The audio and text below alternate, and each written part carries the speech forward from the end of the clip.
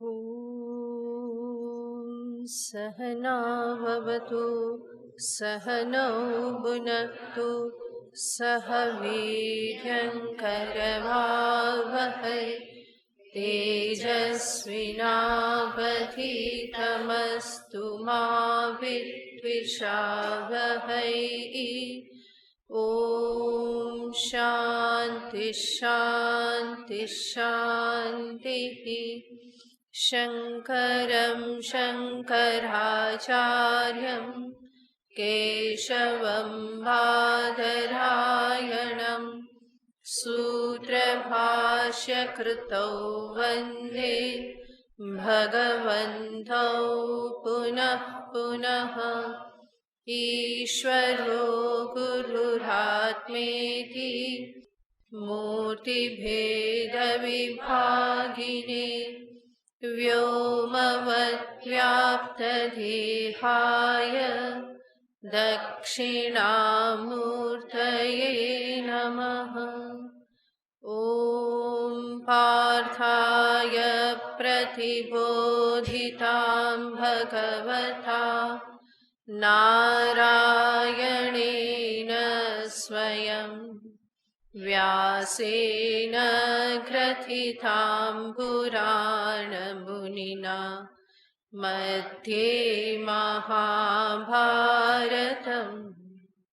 अद्वैतामृतवर्षिणीं भगवतीम् अष्टादशाध्यायिनी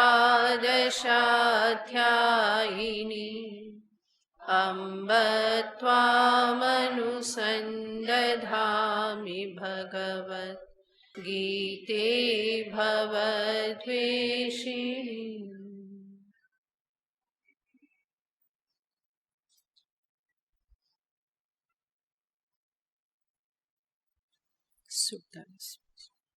श्रीभगवानुवाच कर्मण्येवाधिकारस्ते मा फलेषु कदाचन मा कर्मफलहेतुर्भूः मा ते सङ्गोऽस्त्वकर्मणि योगस्थः कुरु कर्माणि सङ्गं त्यक्त्वा धनञ्जय सिद्ध्यसिद्ध्योः समो भूत्वा समत्वं योग उच्यते।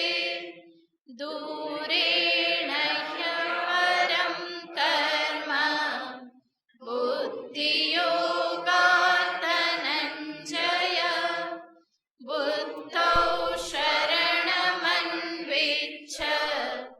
कृपणाः फलहेतवः बुद्धियुक्तो जहातीह उभे सुकृतदुष्कृते तस्माद् योगाय युज्यस्व योगः कर्मसु कौशलम् कर्मजं बुद्धियुक्ता हि फलं त्यक्त्वा मनीषिणः जन्मबन्धविनिर्मुक्ताः पदं गच्छन्त्यनामयम्।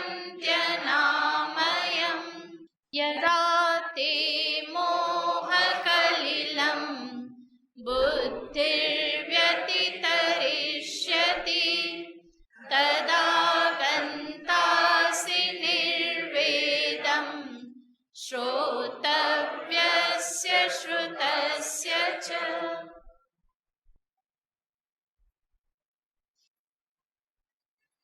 ભગવાન શ્રી કૃષ્ણચંદ્રએ કર્મયોગનું નિરૂપણ કર્યું 5 શ્લોકમાં, જેમાં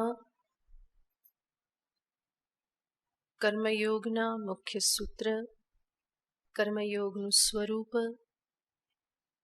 કર્મયોગનો મહિમા કર્મયોગથી પ્રાપ્ત થતું ફળ અને કર્મયોગથી પ્રાપ્ત થતું પરમ પદરૂપી ફળ, આ બધાનું નિરૂપણ ભગવાને કર્યું.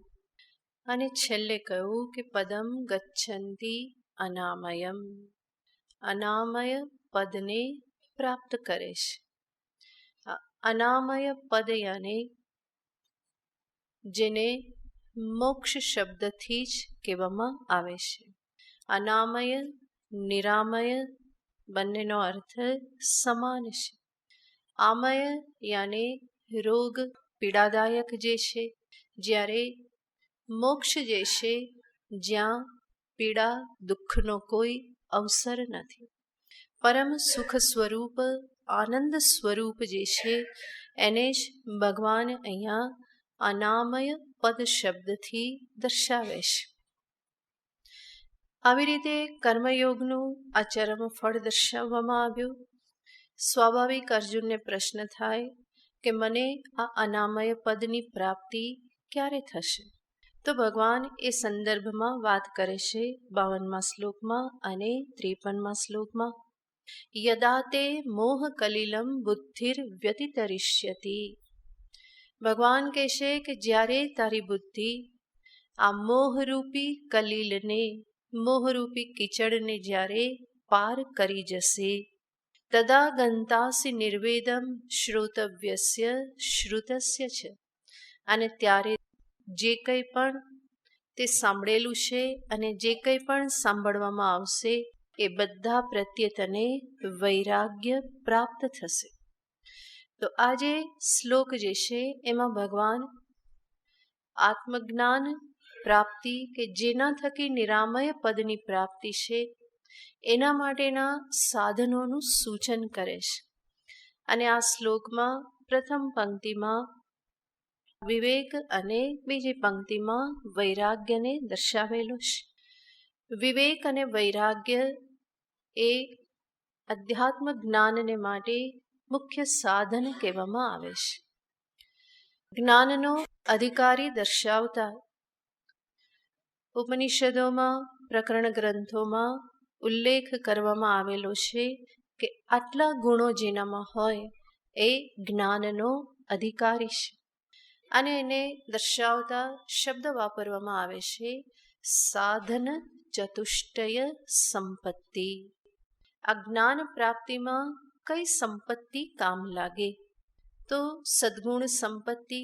અને મુખ્યતયા કયા ગુણો? તો કહેવામાં આવે છે સર્વપ્રથમ વિવેક, બીજું છે વૈરાગ્ય, ત્રીજું જે દર્શાવવામાં આવે છે એ છે ષટ્ક સંપત્તિ અને 6 ગુણોનો સમૂહ છે. એ 6 ગુણ છે શમ, દમ, ઉપરતિ, તિતિક્ષા, શ્રદ્ધા અને સમાધાન. આ 6 ગુણના સમૂહને ષટ સંપત્તિ કહેવામાં આવે છે. શમ યાને મન પરનું પ્રભુત્વ, દમ યાને ઇન્દ્રિયો પરનું પ્રભુત્વ, ઉપરતિ યાને વ્યર્થ કર્મ, વ્યર્થ વ્યવહારમાંથી મારી નિવૃત્તિ, તિતિક્ષા યાને દ્વંદ્વોને સહન કરવાની શક્તિ, શ્રદ્ધા વેદાંત શાસ્ત્ર, ગુરુ, ઈશ્વર આ બધામાં વિશ્વાસ, એનું નામ છે શ્રદ્ધા, અને સમાધાનમ યાને ચિત્તની એકાગ્રતા. તો આ 6 ગુણ કહેવામાં આવે છે. અને ચોથું છે મુમુક્ષા, મોક્ષ પ્રાપ્તિની ઈચ્છા. આ બધું મળી અને કહેવામાં આવે છે સાધન ચતુષ્ટય સંપત્તિ. અને આ સાધન ચતુષ્ટય સંપત્તિમાં જે મુખ્ય 2 એનો ઉલ્લેખ ભગવાન અહીંયા કરે છે, વિવેક અને વૈરાગ્ય. અને વૈરાગ્ય આવે તો ષટ સંપત્તિ જીવનમાં આવે જ છે, સહજ રીતે આવે છે. અને આ બધા ગુણોના મૂળમાં રહેલ છે મુમુક્ષા. ભગવાન અહીંયા ઉલ્લેખ કરે છે વિવેક અને વૈરાગ્યનો. સર્વપ્રથમ કહ્યું યદા તે મોહ કલિલમ, મોહને તારી બુદ્ધિ પાર કરી જશે અને મોહ આને જે મને સત્ય વસ્તુ જોવા ના દે, હકીકતનું દર્શન કરવા ના દે, એવી જે સ્થિતિ જે છે મનની, એને કહેવાય મોહ. અને આ મોહના મૂળમાં પણ કેટલાક દોષને જ દર્શાવવામાં આવે છે. મોહના મૂળમાંની મોહ મૂલક, મોહ હોય તો કયા દોષ પ્રાપ્ત થાય? જે દોષના મૂળમાં આ મોહ જ રહેલો છે. એનો અર્થ એક મોહ જ મનુષ્યના જીવનમાં ભિન્ન ભિન્ન સ્વરૂપે પ્રગટ થાય છે. અનેક પ્રકારના દુર્ગુણો એ જીવનમાં લઈ આવે છે. મોહ શબ્દનો અર્થ જ મોહ વૈચિત્ય, જે મને વિપરીત દેખાડે. ગુણમાં દોષ દર્શન કરાવે, દોષમાં ગુણ દર્શન કરાવે, તો આવું વિપરીત દર્શન જેનાથી થાય એ છે મોહ. અને આવું વિપરીત દર્શન જે હું કરું છું એના થકી જ જીવનમાં વિષયાસક્તિ, દુરાગ્રહ, આ બધા દુર્ગુણો પણ પ્રાપ્ત થાય છે. વિષય માટે આસક્તિ, વ્યક્તિ માટે આસક્તિ, પદ પ્રતિષ્ઠા માટે આસક્તિ, આના મૂળમાં મોહ રહેલો છે.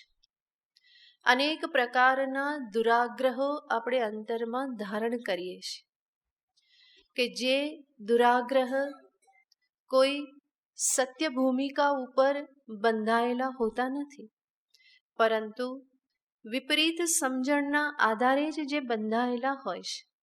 તો એવા દુરાગ્રહના મૂળમાં પણ મોહ રહેલો છે. ભગવાન કહેશે કે આવા મોહને જ્યારે તું તરી જઈશ ત્યારે શું થશે? બુદ્ધિર વ્યતિતરિષ્યતિ તદા, ત્યારે નિર્વેદમ ગંતાસી, હે અર્જુન, ત્યારે તારા મનમાં વૈરાગ્ય ઉત્પન્ન થશે. તું વૈરાગ્યને પ્રાપ્ત થઈશ. અને આ વૈરાગ્ય વિશે આપણે ઘણો વિસ્તારથી વિચાર કરેલો હતો કે વૈરાગ્ય યાને શું? વૈરાગ્ય એ શક્તિહીનતા, શુષ્કતા, નિષ્ક્રિયતા, ઘૃણા, ભાગેડુ વૃત્તિ, તિરસ્કાર, આ બધું વૈરાગ્ય નથી. પરંતુ વૈરાગ્ય વસ્તુતઃ એક આંતરિક શક્તિ છે. અને સાથે સાથે એ શક્તિના મૂળમાં એક સાચી સમજદારી રહેલી છે. અને એવી સમજદારી સાથેની જે મનોસ્થિતિ જે છે એને કહેવામાં આવે છે વૈરાગ્ય, જેનો આપણે વિસ્તારથી વિચાર કરેલો હતો કે વૈરાગ્ય એ વ્યક્તિને વસ્તુતઃ એક એવી સમજણ પ્રદાન કરે છે, એક એવા પ્રકારની પરિપક્વ મનોસ્થિતિને મનુષ્ય પ્રાપ્ત કરે છે કે જે મન સાથે પછી વિષય, વ્યક્તિ કે પરિસ્થિતિઓમાંથી માર્ગ કાઢવો એના માટે બહુ સરળ થઈ જાય છે. એક એટલી સુંદર સમજદારી છે કે જેના પરિણામે અનેક પ્રકારના વિક્ષેપોથી મારું મન બચી જાય છે, મનનું રક્ષણ થાય છે. આપણે અનેક વખત વૈરાગ્યનું સ્વરૂપ જોયેલું છે. આ મારા કામનું નથી, અને જે મારા કામનું ન હોય એમાં કંઈ થઈ જાય તો એનાથી મને કોઈ તકલીફ થતી નથી.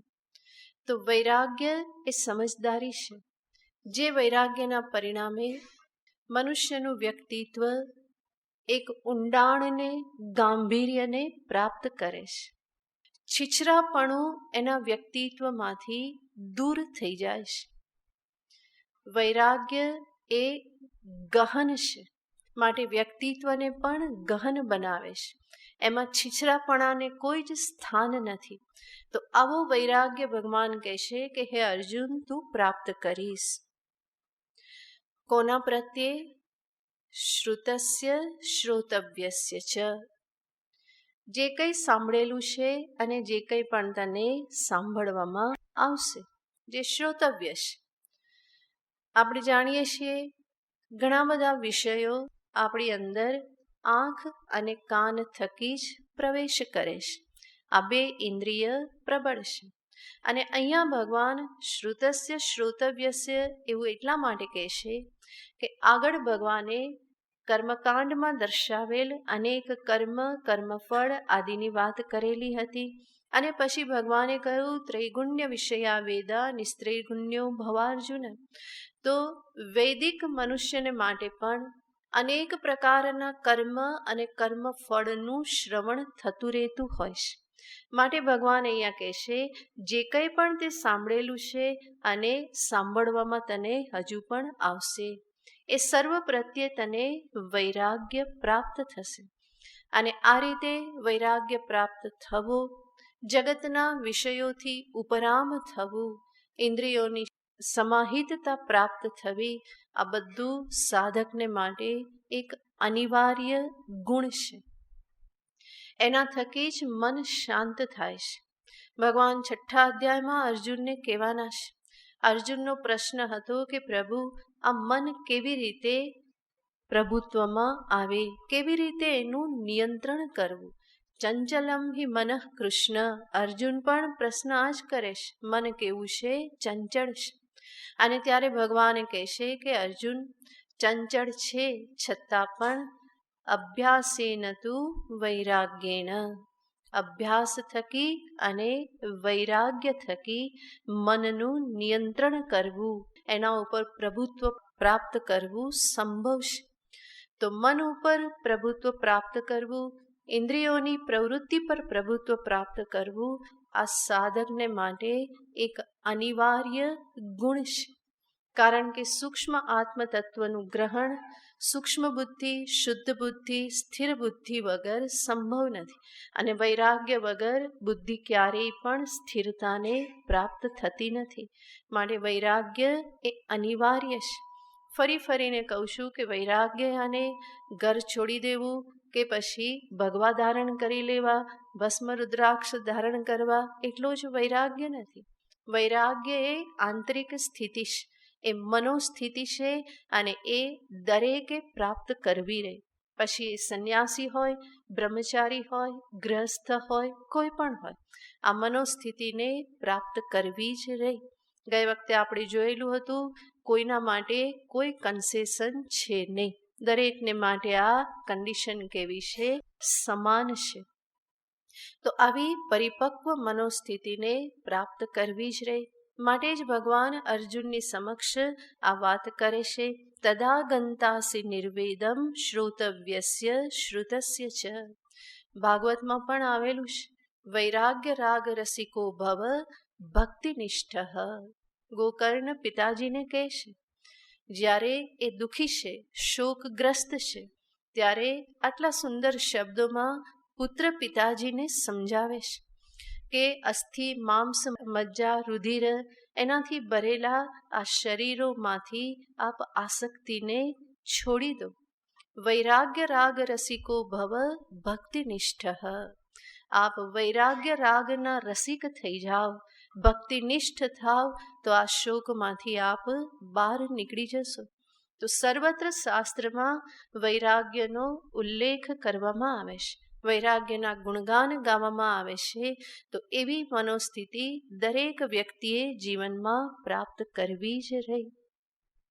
અને આ રીતનું દર્શન, આ રીતનું વૈરાગ્ય ત્યારે જ પ્રાપ્ત થાય જ્યારે મનુષ્ય વસ્તુનું, વિષયોનું, વ્યક્તિઓનું, સંબંધોનું યથાર્થ રૂપે સમગ્રતયા જ્યારે આકલન કરે. એક બાજુ જોવામાં આવે તો કાં તો ગુણ દેખાશે અને કાં તો એમાં દોષ દેખાશે. ગુણ દેખાશે તો એને પકડવાની વૃત્તિ થશે, દોષ દેખાશે તો ત્યાંથી દૂર ભાગવાની વૃત્તિ થશે. પકડવા માટે દોડવું કે પછી ત્યાંથી ભાગવા માટે દોડવું, બંનેમાં દોડવું તો કેવું રહેશે? સમાન જ રહેશે. પરંતુ વૈરાગ્ય એ એવો ગુણ છે કે જે મને પકડવા માટે પણ પ્રેરિત કરતો નથી, ભાગવા માટે પણ પ્રેરિત કરતો નથી, પરંતુ હું જ્યાં છું ત્યાં રહીને જ મને એક એવી સ્વસ્થતા પ્રદાન કરે છે કે મારે પકડવા ભાગવાની કોઈ જ આવશ્યકતા રહેતી નથી. હું જ્યાં છું ત્યાં હું સ્વસ્થ રહી શકું છું. જ્યાં છું, જે પરિસ્થિતિમાં છું, એને હું બહુ જ આસાનીથી હેન્ડલ કરી શકું. મારા મનને ઉદ્વિગ્ન કર્યા વગર, વિક્ષિપ્ત કર્યા વગર, ઉપર નીચે થયા વગર હું એ પરિસ્થિતિમાંથી પસાર થઈ શકું. આવી શક્તિ, આવી સ્થિરતા આ વૈરાગ્ય થકી પ્રાપ્ત થાય છે, અને આ દરેક સાધકને માટે અનિવાર્ય છે. જ્ઞાનની દ્રષ્ટિએ જોઈએ તો આત્માનું સ્વરૂપ અસંગ સ્વરૂપ છે, અને એ અસંગ સ્વરૂપને સમજવા માટે જ આ વૈરાગ્ય બહુ જ ઉપયોગી થાય છે. અસંગતા એ આત્માનું પારમાર્થિક સ્વરૂપ છે, અને એને સમજવા માટે વૈરાગ્ય એ વ્યવહારિક ગુણ છે. બલ્કિ અસંગતાનું જ વ્યવહારિક સ્વરૂપ છે વૈરાગ્ય, અને આત્માનું એ પારમાર્થિક સ્વરૂપ છે અસંગતા. તો અસંગ સાક્ષી ચૈતન્યને સમજવા માટે પણ વૈરાગ્ય એ ઉપયોગી ગુણ છે, માટે એના આટલા બધા ગુણગાન ગાવામાં આવે છે. હજુ બીજી રીતે જોઈએ તો આપણે અનેક વખત શબ્દ સાંભળીએ છીએ, અંતઃકરણ શુદ્ધિ, અંતઃકરણ શુદ્ધિ. અહીંયા કહેવું હોય તો એક શબ્દમાં કહી શકાય, વૈરાગ્ય એ જ અંતઃકરણની શુદ્ધિ છે. અંતર શુદ્ધ થયું એનો અર્થ અંતર પરિપક્વ થયું છે, મન પરિપક્વ થયેલું છે. એમાંથી સંકુચિતતા, ઉછાંછણાપણું આ બધું દૂર થાય છે, અને વૈરાગ્ય જ વ્યક્તિત્વમાં આ બધું લાવે છે. તો વૈરાગ્ય એ જ અંતઃકરણની શુદ્ધિ છે.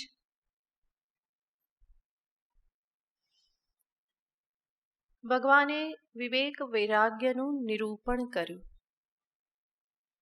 પરંતુ આ વિવેક કે વૈરાગ્ય એ અંતિમ નથી.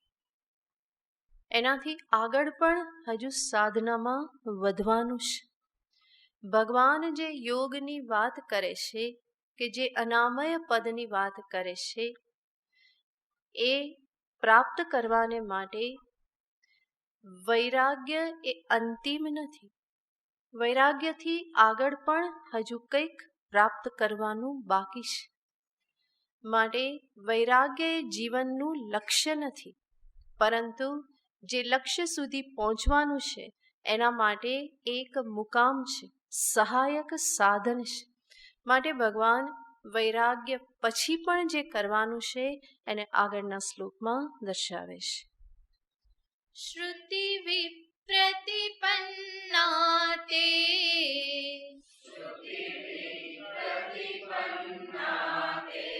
યદા સ્થાસ્યતિ નિશ્ચલા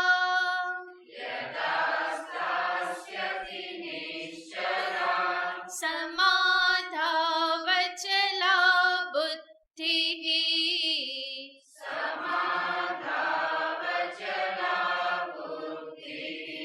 તદા યોગમવાપ્સ્યસि.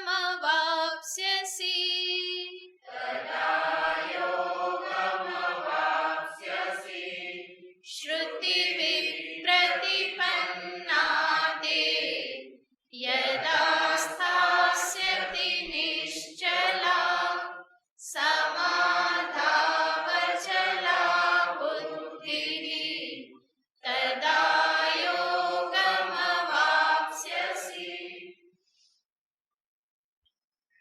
વિવેક અને વૈરાગ્યનું સહજ પરિણામ છે કે અંતરમાં જિજ્ઞાસાનો ઉદય થાય,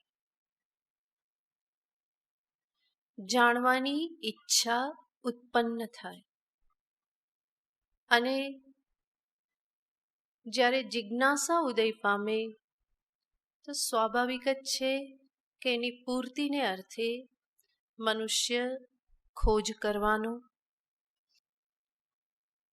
અને ત્યારે એ સત્સંગ કરવા માટે, કંઈક સાંભળવા માટે, સમજવા માટે એ પ્રવૃત્ત થાય છે. હવે જ્યારે એ જિજ્ઞાસાની પૂર્તિને અર્થે આ પ્રમાણે પ્રવૃત્ત થાય તો એને અલગ અલગ જગ્યાએથી ઘણું બધું અલગ અલગ શ્રવણ કરવા મળે. ઘણું બધું શ્રવણ કરે, ઘણું બધું જુદું જુદું વાંચે. અને આજકાલ તો બધું ટીવીમાં પણ મળે, ઇન્ટરનેટ પર પણ મળે. આ બધું એ શોધે, વાંચે, સાંભળે, અને પરિણામે શું થઈ જાય? શ્રુતિવી પ્રતિપન્ના બુદ્ધિ. બુદ્ધિ કેવી થઈ જાય? તો કે સાંભળી સાંભળીને વિપ્રતિપન્ના. વિપ્રતિપન્ના યાને વિપરીત ગ્રહણ કરી લે. સત્ય શું છે એ તો હજુ ખબર નથી, અને અનેક પ્રકારે શ્રવણ કરે છે, ઘણું બધું સાંભળે છે, વાંચે છે, અને પરિણામે સાંભળી સાંભળીને કન્ફ્યુઝ થાય. શ્રુતિ વિપ્રતિપન્ના બુદ્ધિ, અને બુદ્ધિ કેવી છે? કન્ફ્યુઝ, જે એક નિર્ણય પર પહોંચતી નથી. માટે ભગવાન અહીંયા કહેશે કે અર્જુન, વિવેક વૈરાગ્ય પછી પણ જ્યારે શ્રવણમાં પ્રવૃત્તિ થાય તો ત્યારે પણ સર્વપ્રથમ તો બુદ્ધિ કેવી થાય છે? વિચલિત થાય છે, વિપ્રતિપન્ના થાય છે. પ્રતિપત્તિ યાને જ્ઞાન, સમજદારી. વિપ્રતિપત્તિ યાને વિપરીત સમજ, વિપરીત ગ્રહણ. યાને સત્ય જેવું છે એવું નહીં, પરંતુ એનાથી કંઈક વિપરીત ગ્રહણ થાય છે. એનો અર્થ ઘણું બધું સાંભળી સાંભળી અને બુદ્ધિ ભ્રમિત થઈ જાય છે, સંશયગ્રસ્ત થઈ જાય છે. શું માનવું, શું સાચું, શું ખોટું, કોનું ક્યાં સ્થાન છે, આ કંઈ ખબર પડતી નથી.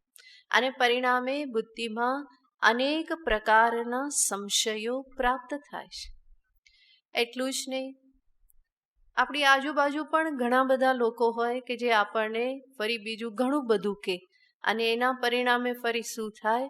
વધારે ને વધારે ઉલઝન પ્રાપ્ત થતી જાય, બુદ્ધિ વધારે ભ્રમિત થતી જાય. અને પરિણામે ભગવાન કહેશે કે આવી બુદ્ધિ જ્ઞાનને માટે અધિકારી નથી. તો ભગવાન કહેશે શ્રુતિવી પ્રતિપન્ના બુદ્ધિ યદા તે નિશ્ચલા થાસ્યતિ. હે અર્જુન, સાંભળી સાંભળીને વિચલિત થયેલી એવી તારી બુદ્ધિ જ્યારે નિશ્ચલા સ્થાસ્યતિ, જ્યારે નિશ્ચલ થશે, સ્થિર થશે, યાને સંશય રહિત થશે, અને સાંભળી સાંભળીને વિપ્રતિપન્નતાને પ્રાપ્ત થયેલી બુદ્ધિ નિશ્ચલ કેવી રીતે થાય? તો એના માટે કહેવામાં આવે છે, ઘણું બધું સાંભળી સાંભળીને વિચલિત થયેલી બુદ્ધિ ફરી યથાયોગ્ય રીતે, પદ્ધતિસર રીતે, પરંપરાથી પ્રાપ્ત એવી વિદ્યા પ્રદાન કરવાની પદ્ધતિ જ્યાં છે એવા સંપ્રદાય થકી જ્યારે વેદાંત શાસ્ત્રનું શ્રવણ કરવામાં આવે ત્યારે પ્રતિપન્ન થયેલી બુદ્ધિ નિશ્ચલતાને પ્રાપ્ત થાય. એનો અર્થ સાંભળીને વિચલિત થયેલી બુદ્ધિને નિશ્ચલ કેવી રીતે કરવાની છે?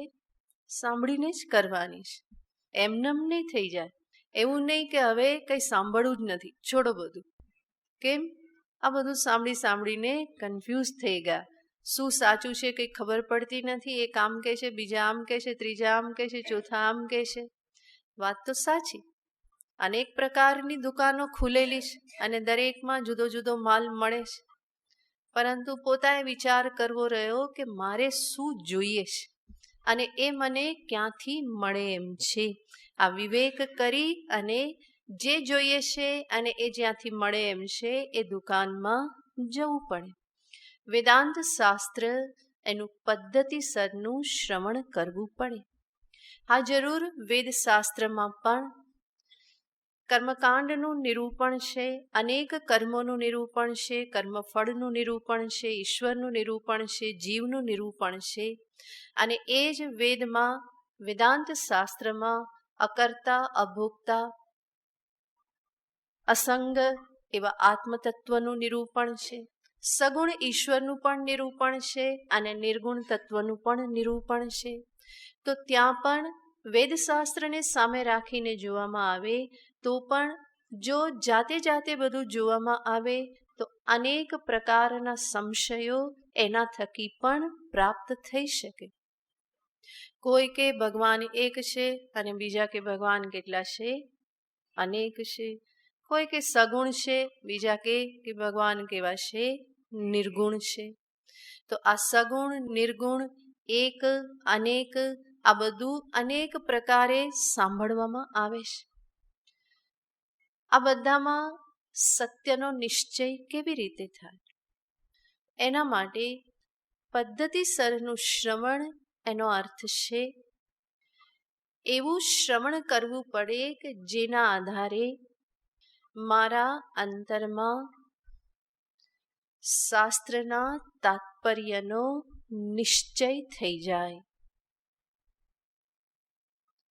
અનેક વિષયોનું નિરૂપણ શાસ્ત્ર કરે છે, પરંતુ શાસ્ત્રનું મુખ્ય તાત્પર્ય, મુખ્ય પ્રયોજન મને શું દર્શાવવાનું છે એ નિશ્ચય થઈ જાય.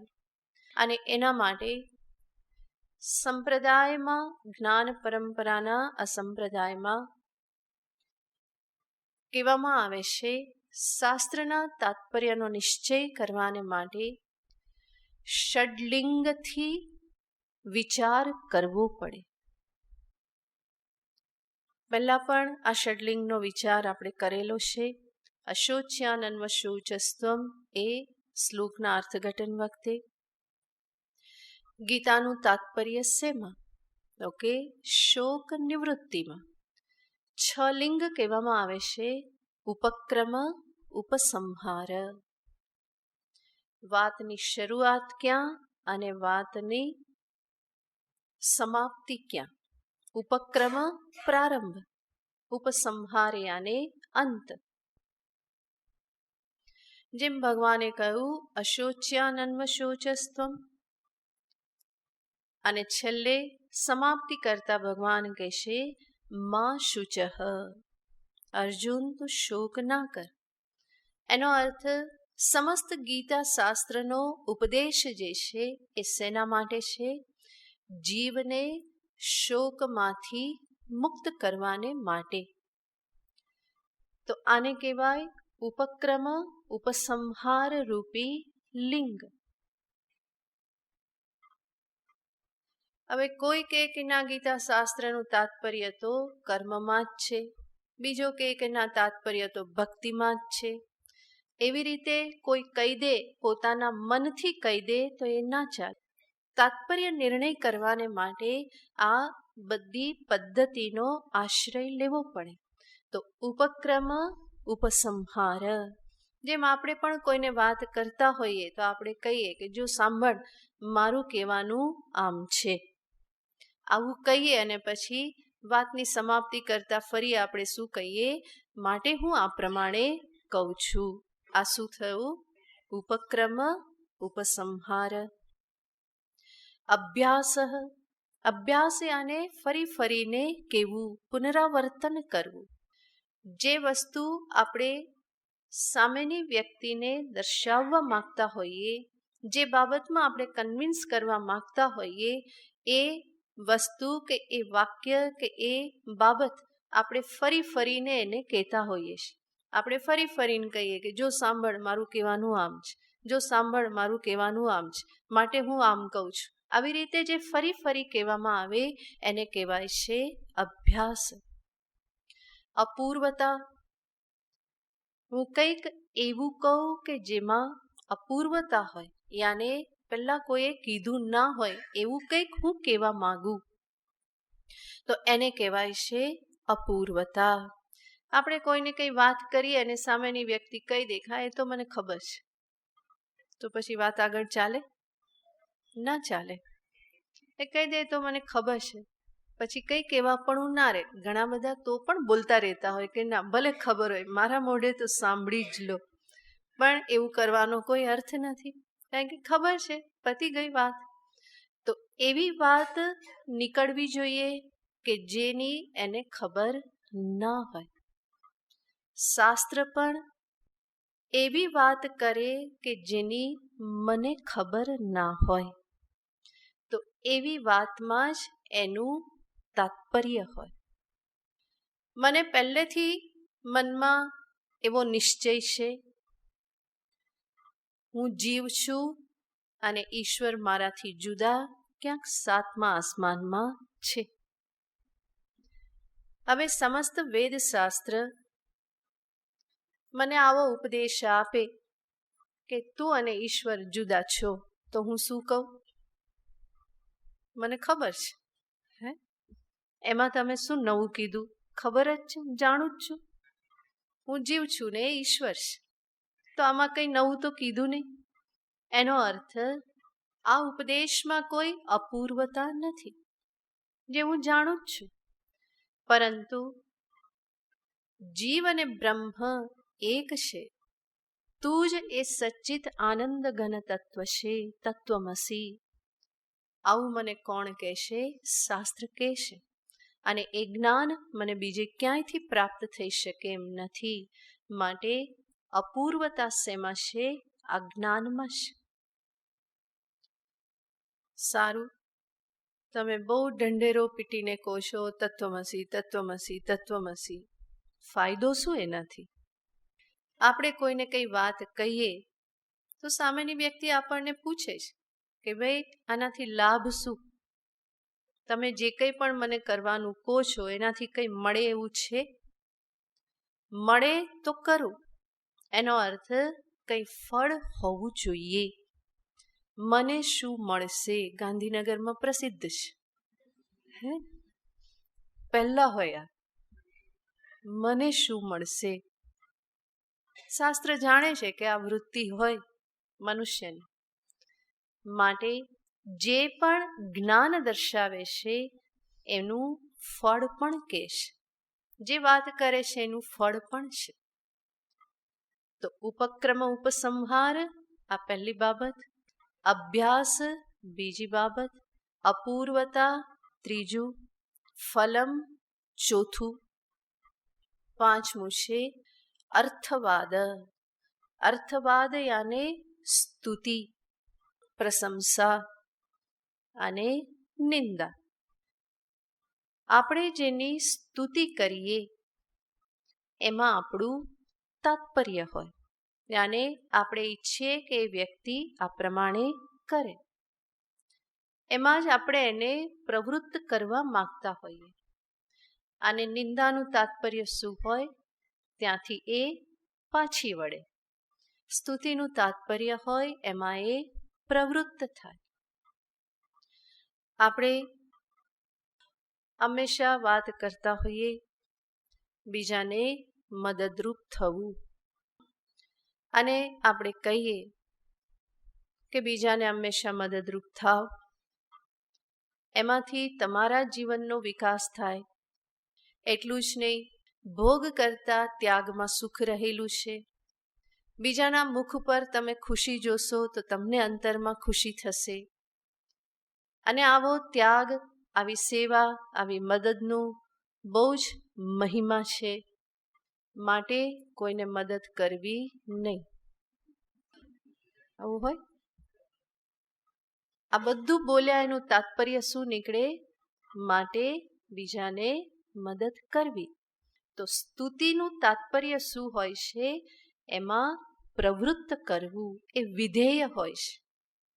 સ્તુતિ જેની થાય એ જ તાત્પર્ય વિષય હોય, એમાં વિધેયત્વ હોય. અને નિંદા કરવામાં આવે. અસત્ય ભાષણ નિષિદ્ધ છે. એનું ફળ છે નર્કની પ્રાપ્તિ. અને જીવતે જીવ એનું ફળ છે અંતરમાં અશાંતિ. માટે અસત્ય બોલવું. આવું હોય. આ બધું કહેવાનું તાત્પર્ય શું નીકળે? માટે અસત્ય વચનનો ત્યાગ કરવો. તો શાસ્ત્રમાં જેની પ્રશંસા હોય, જેની નિંદા હોય, એના આધારે હું નિશ્ચય કરી શકું કે આ પ્રશંસા કરવામાં આવેલી છે, માટે એમાં શાસ્ત્રનું તાત્પર્ય છે. અને નિંદા થઈ છે, માટે એમાં શાસ્ત્રનું તાત્પર્ય નથી. સકામતાની નિંદા થઈ છે, માટે સકામ કર્મમાં તાત્પર્ય નથી. નિષ્કામતાની હંમેશા પ્રશંસા થઈ છે. ભગવાને પણ અહીંયા નિષ્કામતાની કેટલી મહિમા બતાવી. એનો અર્થ નિષ્કામતામાં તાત્પર્ય છે. એવી જ રીતે શાસ્ત્રમાં ભેદ બુદ્ધિની નિંદા કરેલી છે. મૃત્યોસ મૃત્યુમાપ્નોતિ ય ઇહ નાનેવ પશ્યતિ અથ ઉદરમંતરં કુરુતે અથ તસ્ય ભયં ભવતિ. આ બધામાં કહેવામાં આવ્યું છે કે જે ભેદ બુદ્ધિ રાખે છે એને ભય પ્રાપ્ત થાય છે. એ મૃત્યુથી મૃત્યુને, સંસારને પ્રાપ્ત કરે છે. અને અભેદ બુદ્ધિને દર્શાવતા કહેવામાં આવેલું છે કે જે આવી અભેદ બુદ્ધિ રાખે છે એના માટે આ સંસાર બંધનથી એ મુક્ત થઈ જાય છે. અભેદ જ્ઞાનનું ફળ છે મૃત્યુને પાર કરી જવું. તમેવ વિદિત્વા અતિમૃત્યુ મેતી. એ અભેદ તત્વને જાણીને મૃત્યુને પાર કરી જાય છે. એનો અર્થ અભેદ જ્ઞાનમાં શાસ્ત્રનું તાત્પર્ય છે. અનેકતા સત્ય નથી, એકતા, અખંડતા, અભિન્નતા જ સત્ય છે. એવી જ રીતે અનેક વિષયોના સંદર્ભમાં આ અર્થવાદથી નિશ્ચય થાય છે. અને છેલ્લું લિંગ કહેવામાં આવે છે, છઠ્ઠું છે ઉપપત્તિ. ઉપપત્તિ અને દૃષ્ટાંત. શાસ્ત્રમાં દ્રષ્ટાંત આપી અને શું સમજાવવામાં આવ્યું છે એના આધારે શાસ્ત્રના તાત્પર્યનો નિશ્ચય થાય. દ્રષ્ટાંત આપવામાં આવે છે વાચારંભણમ વિકારો નામધેયમ મૃત્તિકેત્યેવ સત્યમ. જે પણ અનેક નામરૂપ છે, વિકાર છે, એ વાચારંભણમ વાણીથી આરંભ થયેલા છે. સત્ય શું છે? એક માટી સત્ય છે, જે સર્વની પાછળ રહેલ છે. અનેક લોખંડના અસ્ત્ર શસ્ત્રની પાછળ સત્ય શું છે? તો કે લોહ તત્વ એ સત્ય છે. અનેક આભૂષણની પાછળ એક સુવર્ણ સત્ય છે. એનો અર્થ આ બધા દ્રષ્ટાંતથી શાસ્ત્ર મને શું સમજાવવા માંગે છે? અનેકતાની પાછળ રહેલ એક તત્વને સમજાવવા માંગે છે. તો આ બધા લિંગ કહેવામાં આવે છે.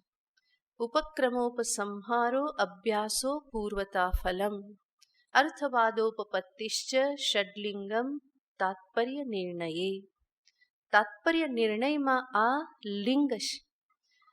આ વાત આપણે એટલા માટે કરી કે શ્રુતિ વિપ્રતિપન્ના બુદ્ધિ, શ્રવણથી આ સંશયોને પ્રાપ્ત થયેલી બુદ્ધિ કેવી રીતે નિશ્ચલ થાય? તો કે પદ્ધતિસરના શ્રવણથી એ નિશ્ચલ બને. યોગ્ય રીતે શ્રવણ કરી અને આ નિશ્ચય કરવો પડે. આપણી બુદ્ધિ સૂક્ષ્મ હોય, તેજસ્વી હોય, યોગ્યનો નિર્ણય કરી શકતી હોય તો બધું સાંભળવું, જોવું, બધું ભેગું કરવું વાંધો નહીં. પરંતુ જ્યાં સુધી એવો નિર્ણય કરવાને માટે બુદ્ધિ સમર્થ ન હોય તો એક નિષ્ઠા રાખી અને વેદાંત શ્રવણ કરતા રહેવું. નહીં તો બુદ્ધિ વિચલિત થવાના ઘણા બધા ચાન્સીસ છે. અને આપણી બુદ્ધિમાં અનેક પ્રકારના સંસ્કારો રહેલા છે. ક્યારેક એવા સંસ્કાર જાગ્રત હોય ને ક્યારેક એવું પકડી લે, કંઈ કહેવાય નહીં.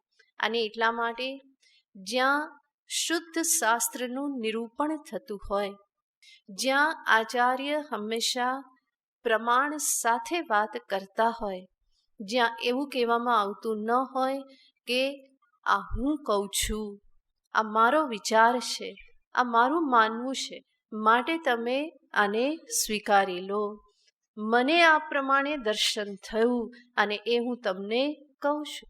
અહીંયા કોઈ સ્વતંત્ર દર્શનને કોઈ સ્થાન નથી. દર્શન એક જ દર્શન છે, પરમાત્મ દર્શન. પરમાત્મને જે દર્શન થયું છે એ જ એમણે વેદાંત શાસ્ત્રમાં આપેલું છે. અને એ વેદાંત દર્શન એ જ એક સત્ય દર્શન છે, એ જ પ્રથમ દર્શન છે અને એ જ અંતિમ દર્શન છે. બીજા બધા જ દર્શન એના કોઈને કોઈ એક પાસાને પકડી અને પ્રગટ થયેલા છે. સમગ્ર દર્શન પરમાત્મા દર્શન છે અને વેદાંત શાસ્ત્રમાં નિરૂપિત થયેલું છે. માટે જ્યાં વેદાંત શાસ્ત્રની વાત પ્રમાણબદ્ધ રૂપે જ્યાં થતી હોય, સપ્રમાણ વાત થતી હોય તો એને હંમેશા સ્વીકાર્ય ગણવું. જ્યાં પોતાનો કક્કો ખરો કરવા માટે વાત થતી હોય એ સમજવું કે કોઈક રાગ દ્વેષના આધારે વાત થાય છે, પાછળ કોઈક અહંકાર રહેલો છે. વેદાંતમાં અહંકારને કોઈ સ્થાન નથી. ભગવાન કૃષ્ણ શું કહે છે, પરમાત્માનું દર્શન શું છે, ભાગવતમાં શું કહેવામાં આવ્યું છે, પુરાણમાં શું કહેલું છે, એ બધાના આધારે પ્રમાણભૂત વાત કરવામાં આવે તો એ વાત હંમેશા સ્વીકાર્ય હોય. સ્વતંત્ર બુદ્ધિ ન હોય, ષડલિંગના આધારે તાત્પર્ય નિશ્ચય કરવાનું સામર્થ્ય ન હોય તો કંઈ વાંધો નહીં. આટલું યાદ રાખવાનું કે જે પણ સત્સંગ સાંભળો એ સત્સંગ કેવો હોય, પ્રમાણભૂત હોવો જોઈએ. પોતાની વાત પોતાનો કક્કો ખરો કરનારા વક્તા હોય તો સમજવાનું કે કંઈક ગરબડ છે. આ મારો વિચાર છે, આ મારી ભાવના છે, આ મારું દર્શન છે, મને આ પ્રમાણે લાગ્યું અને આ જ સત્ય છે, આવું કહેનારાનો ભરોસો ક્યારેય કરવો નહીં. કેવળ અહીંયા શાસ્ત્રનો મહિમા છે અને શાસ્ત્રયાને કોઈ પણ શાસ્ત્ર નહીં, જે આપણા સાંપ્રદાયિક શાસ્ત્ર છે. શ્રુતિ સ્મૃતિ પુરાણાનામ આલયમ કરુણાલયમ. જે શ્રુતિ વેદશાસ્ત્ર, સ્મૃતિ યાને જે પણ અનેક પ્રકારના મહાપુરુષો દ્વારા વેદશાસ્ત્રને સામે રાખીને જેનું ગ્રથન કરવામાં આવ્યા છે એવા ગ્રંથો એને સ્મૃતિ કહેવાય. કે જ્યાં પણ એમણે પોતાનું નથી લખેલું પરંતુ વેદને સામે રાખીને એના સિદ્ધાંતને પ્રતિપાદિત કરેલા છે. અને પુરાણ શાસ્ત્ર આ આપણા મૂળભૂત શાસ્ત્રો છે. અને આ શાસ્ત્રના પ્રમાણ સાથે જ્યાં વાત થતી હોય ત્યાં વિશ્વાસ કરવો, શ્રદ્ધા કરવી. અને પોતાનું જ્યાં હાંકવામાં આવતું હોય ત્યાં વિશ્વાસ કરવો નહીં. તો પોતાની બુદ્ધિને વિચલિત થતી અટકાવવા માટે કે એમાંથી બચાવવા માટે હંમેશા મૂળભૂત શાસ્ત્રનું શ્રવણ કરવું. ગીતા, ઉપનિષદ, રામાયણ, ભાગવત આનું શ્રવણ કરવું. એના સિવાય જરૂર ઘણી વખત નામ ગીતાનું હોય અને વાતો બીજી થતી હોય, નામ ભાગવતનું હોય, રામાયણનું હોય ને વાતો બીજી થતી હોય તો એમાં પણ શ્રદ્ધા ના કરવી. રામાયણ પ્રમાણભૂત છે, એ પણ શ્રુતિને અનુરૂપ જ વાત કરે છે. ભાગવતમાં પણ શ્રુતિને અનુરૂપ વાત છે. માટે વાત સાંભળો તો સાથે સાથે ગ્રંથમાં પણ જોવું. રામાયણમાં આવું કીધેલું છે, ભાગવતમાં આવું કીધેલું છે કે નહીં? મૂળભૂત ગ્રંથને સામે રાખવા અને એને અનુરૂપ જ્યાં શ્રવણ થતું હોય, એને અનુરૂપ જ્યાં સ્વાધ્યાય થતો હોય તો એ સ્વાધ્યાયને આગળ વધારવું.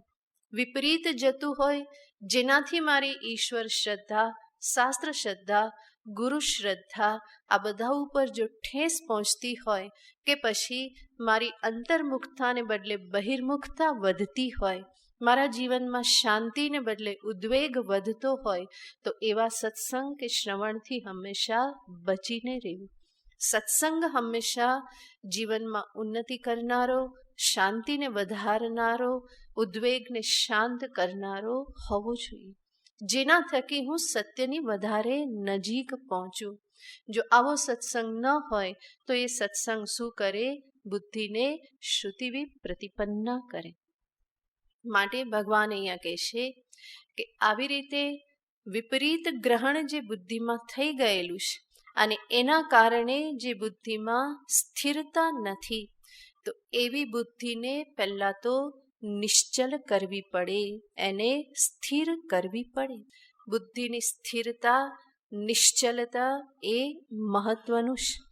નિશ્ચલા બુદ્ધિ એને દર્શાવતા કહેવામાં આવે છે તર્કૈ પ્રતિહન્યમાનાપી વિચલન રહિતા નિશ્ચલા.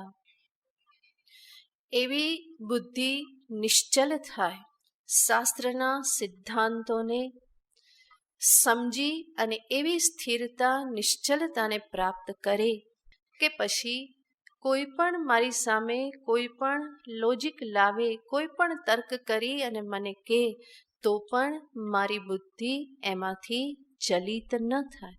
તો એવી બુદ્ધિને ભગવાન અહીંયા કહેશે નિશ્ચલા બુદ્ધિ. એટલા માટે જ વેદાંત શ્રવણ એ બહુ જ વિશેષ પ્રકારનું શ્રવણ છે.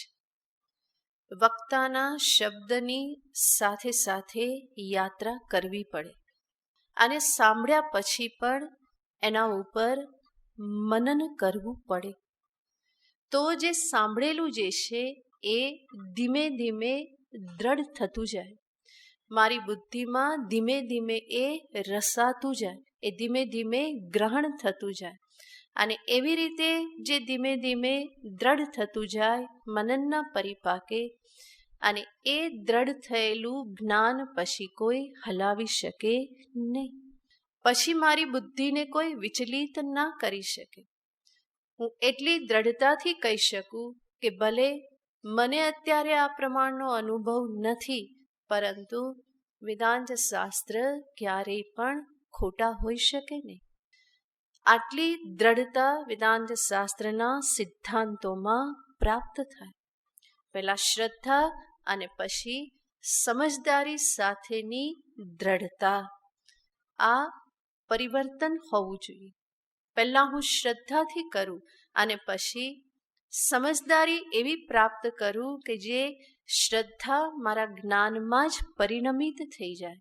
પછી શ્રદ્ધા કરવાની જરૂર નહીં, એ તો મારો અનુભવ બની રહે.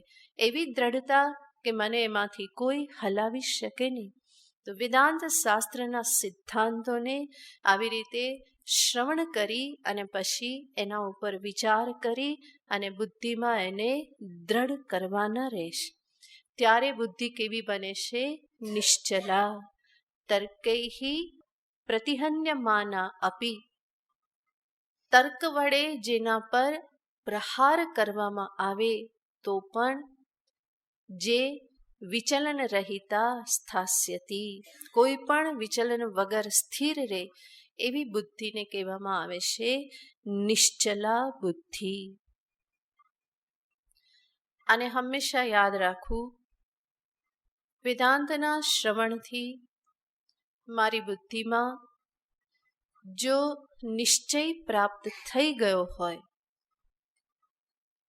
અને મને સ્પષ્ટ રૂપે ભાન થવું હોય કે ના, આ પ્રમાણે જ વેદાંત શાસ્ત્ર કહેશે, તો એ સ્થિતિમાં કદાચ બીજું કોઈ તર્ક કરી અને તમને હલાવવાને માટે પ્રયત્ન કરે, સંભવ છે કે તમે કદાચ એના તર્કનો પ્રત્યુત્તર ન આપી શકો, તો ત્યારે શું કરવું?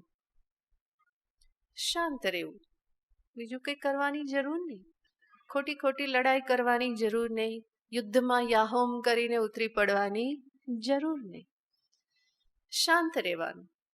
એક ના આવું જ છે તો સારું કહી દેવાનું કે બરાબર, તમે માનો તમારી રીતે, મારી સમજણ મારી, તમારી સમજણ તમારી. આપણે કંઈ યુદ્ધ કરવાની કે શાસ્ત્રાર્થ કરવાની કોઈ આવશ્યકતા નથી. સબસે મિલીએ સબસે જુલીએ, સબકે લીજીએ નામ, હાજી હાજી કરતે રહીએ, બેઠીએ અપની ઠામ. બધા બહુ કે ઝઘડાની સ્થિતિ ઊભી કરવાની જરૂર નહીં કે ના આમ જ છે, આ સારું એમ જ છે, હાજી હાજી. ઉપરથી હાજી હાજી કરવું, અંદરથી આપણી જે સમજણ છે એને પકડી રાખવી. ભલે આપણે શબ્દોથી માહત ના કરી શકીએ, સામી પ્રતિદલીલો ના કરી શકીએ, કંઈ વાંધો નહીં.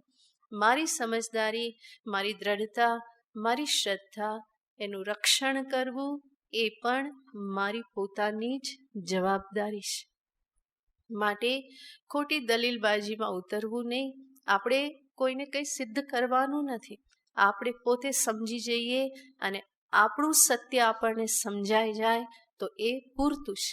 બીજા એને સ્વીકારે ના સ્વીકારે, સમજે ના સ્વીકારે, ન સમજે, એનાથી કોઈ ફેર પડતો નથી. તો મારે મારા સત્યને સમજી અને મારે એને ધારણ કરવાનું છે. તો આ રીતે બુદ્ધિને નિશ્ચલા રાખવી. બને ત્યાં સુધી વિપરીત સંગથી દૂર રહેવું. આ પણ બુદ્ધિની નિશ્ચલતા જાળવી રાખવા માટેનો એક ઉપાય છે. વિપરીત સંગનો હંમેશા ત્યાગ કરવો, એનાથી દૂર રહેવું. પ્રારંભિક અવસ્થામાં આ રીતે જાળવણી કરવી જરૂરી હોય છે. જેવી રીતે કુમળા છોડને રક્ષણની જરૂર હોય છે, એવી જ રીતે આપણી બુદ્ધિને પણ આ રક્ષણની જરૂર હોય છે. નહીં તો વેદાંત શ્રવણ કરીએ અને ફરી પાછું એ બધું બાષ્પીભવન થઈ જાય, કોઈ બીજું કંઈ અંદર આવીને ભરાવી દે તો ફરી આ સત્યથી વિમુખ થઈ જવાય. માટે એવી રીતના સંગથી હંમેશા દૂર રહેવું, પોતાનું રક્ષણ કરવું. તો આ છે બુદ્ધિની નિશ્ચલતા, અને નિશ્ચલતા પ્રાપ્ત કરવા માટેનો ઉપાય. આવી નિશ્ચલતા પ્રાપ્ત કરવા માટેનો ઉપાય જે આપણે કયા, એમાં મુખ્ય ઉપાય છે શ્રવણ કરેલા ઉપર મનન કરવું. કારણ કે મનન એ સંશય નિવર્તક છે, સંશયોને દૂર કરનારું છે. કેવલ શ્રોત્રિયતાથી કામ નહીં ચાલે, પરંતુ શ્રોત્રિયતાની સાથે સાથે મીમાંસાપૂર્વક જ્ઞાનની દ્રઢતા એટલી જ આવશ્યક છે. અને દ્રઢતા નિસંશય જ્ઞાનમાં જ હોય. જ્યાં સંશય હોય ત્યાં દ્રઢતા ન હોઈ શકે. માટે સંશયની નિવૃત્તિ કરનાર એવું મનન સાંભળ્યા પછી એના ઉપર વિચાર આ હંમેશા કરવો.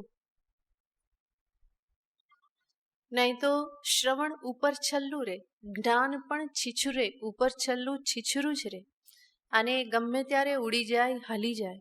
પરંતુ શ્રવણ કરેલા ઉપર જો વિચાર કર્યો હોય, મનન કર્યું હોય, તો એ જ્ઞાન દ્રઢતાને પ્રાપ્ત થાય છે, સંશય નિવર્તક બને છે. અને આવી રીતની જે વિચાર પદ્ધતિ, એને આપણી પરંપરામાં મીમાંસા શબ્દથી કહેવામાં આવે છે. જે પણ સાંભળ્યું એના ઉપર શું કરો? મીમાંસા કરો. માટે જ બ્રહ્મસૂત્ર ગ્રંથને બ્રહ્મ મીમાંસા કહેવામાં આવે છે, શારીરિક મીમાંસા કહેવામાં આવે છે, કે જે ગ્રંથોમાં આ નિર્ણય દર્શાવવામાં આવ્યા છે. ખૂબ વિચાર કરી પૂર્વ પક્ષ સિદ્ધાંતને સામે સામે રાખી અને અંતે એક નિર્ણય જાહેર કરવામાં આવે. તો આ રીતે વિચાર વિમર્શ પૂર્વક એક નિશ્ચય બુદ્ધિમાં શાસ્ત્ર આપણને લઈ જાય છે. એવા શાસ્ત્રને મીમાંસા કહેવામાં આવે છે. એ મીમાંસા આને મનન સ્થાનીય છે. તો શ્રવણ પછી થયેલું મનન જ્ઞાનને દ્રઢ કરનારું હોય છે, મારી બુદ્ધિમાં નિશ્ચય લાવનારું હોય છે. માટે એ મનન એ મુખ્ય ઉપાય છે. અને બીજા જે ઉપાય કયા એ બધા સહાયક ઉપાય છે. બુદ્ધિને નિશ્ચલ કરવા માટે, નિશ્ચલતા ધારણ કરી રાખવા માટે. હજુ અહીંયા પણ પૂરું થતું નથી. ભગવાન કહેશે યદા તે બુદ્ધિ નિશ્ચલા સ્થાસ્યતિ, અને આગળ ભગવાન કહેશે યદા તે બુદ્ધિ સમાધૌ અચલા સ્થાસ્યતિ તદા યોગમ અવાપ્સ્યસી. હજુ એક વાત ભગવાન કહેશે કે અર્જુન, તારી બુદ્ધિ જ્યારે સમાધિમાં અચલતાને પ્રાપ્ત કરશે ત્યારે તું યોગને પ્રાપ્ત કરીશ, અનામય પદને પ્રાપ્ત કરીશ. પ્રજ્ઞાની સ્થિરતા રૂપી યોગને તું પ્રાપ્ત કરીશ. પ્રસિદ્ધ શબ્દમાં કહીએ તો ત્યારે તું સ્થિત પ્રજ્ઞતાને પ્રાપ્ત કરીશ. આ સમાધિમાં અચલ બુદ્ધિ એનો અર્થ શું? સમાધિ અવસ્થા જે છે કે જ્યાં બુદ્ધિ અચલ હોય, અને ભગવાન શું કહે છે? સમાધિમાં અચલ બુદ્ધિ. તો એનો અર્થ શું? અને આવતી વખતે જોઈશું. ઓમ પૂર્ણમદ પૂર્ણમિદં પૂર્ણાત પૂર્ણમુદચ્યતે પૂર્ણસ્ય પૂર્ણમાદાય પૂર્ણમેવાવશિષ્યતે. ઓમ શાંતિ શાંતિ શાંતિ. હરિ ઓમ શ્રી ગુરુભ્યો નમઃ. હરિ ઓમ.